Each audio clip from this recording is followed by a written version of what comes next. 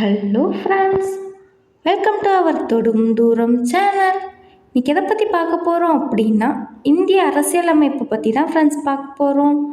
இப்போ தான் நீங்கள் என்னோடய சேனலுக்கு ஃபஸ்ட் டைம் வரீங்க அப்படின்னா மறக்காமல் என்னோடய சேனலை சப்ஸ்கிரைப் பண்ணி வச்சுக்கோங்க. அப்போ தான் நான் போடுற வீடியோ உங்களுக்கு ரெகுலராக கிடைக்கும். வாங்க ஃப்ரெண்ட்ஸ், இப்போ வீடியோக்குள்ளே போகலாம். இந்திய அரசியலமைப்பின் முகவுரை எத்தனை முறை திருத்தப்பட்டது?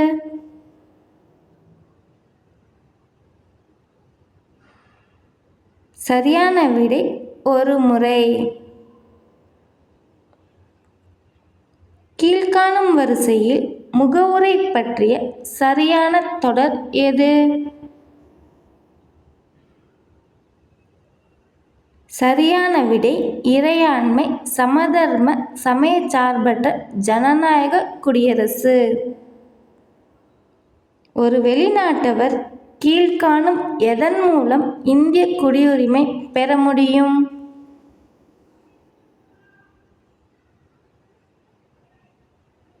சரியான விடை இயல்புரிமை. மாறுபட்ட ஒன்றை கண்டுபிடி.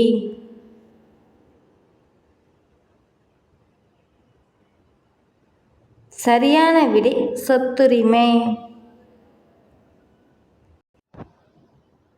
எந்த பிரிவின் கீழ் நிதிநிலை அவசர நிலையை அறிவிக்க முடியும்?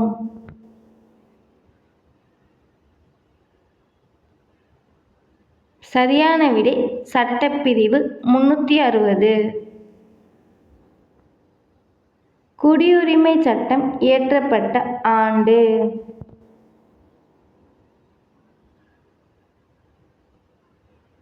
சரியான விடை 1955. இந்திய அரசியலமைப்பின் முன்னுரையில் இடம்பெற்ற வாசகம் எந்த புரட்சிக்கு உரியது?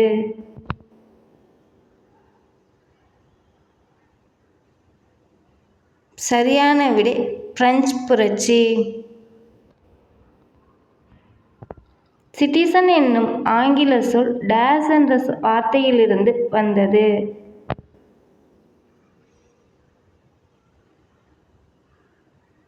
சரியான விடை லத்தீன்.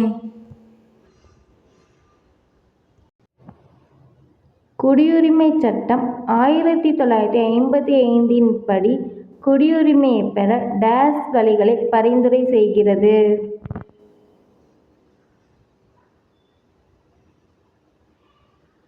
சரியான விடை 5.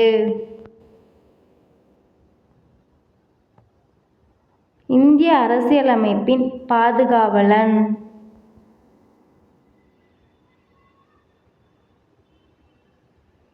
சரியான விடை உச்சநீதிமன்றம். 44வது அரசியலமைப்பு சட்டம் கொண்டுவரப்பட்ட ஆண்டு?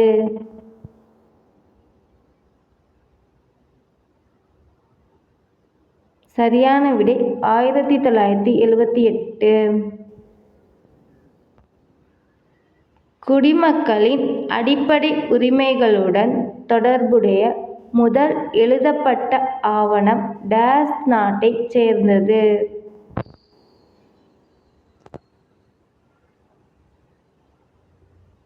சரியான விடை இங்கிலாந்து. இந்திய அரசியலமைப்பின் இதயம் மற்றும் ஆன்மா என குறிப்பிடப்படும் சட்டப்பிரிவு?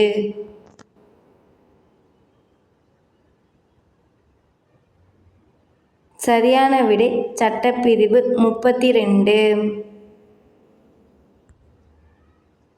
அடிப்படை கடமைகள் எந்த சட்டத்திட்டத்தின்படி ஏற்றுக்கொள்ளப்பட்டது?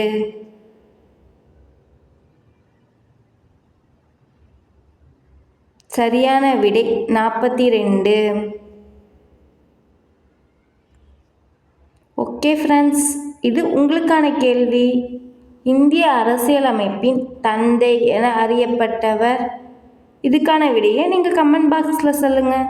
கண்டிப்பாக நான் ரிப்ளை பண்ணுவேன். Thank you friends.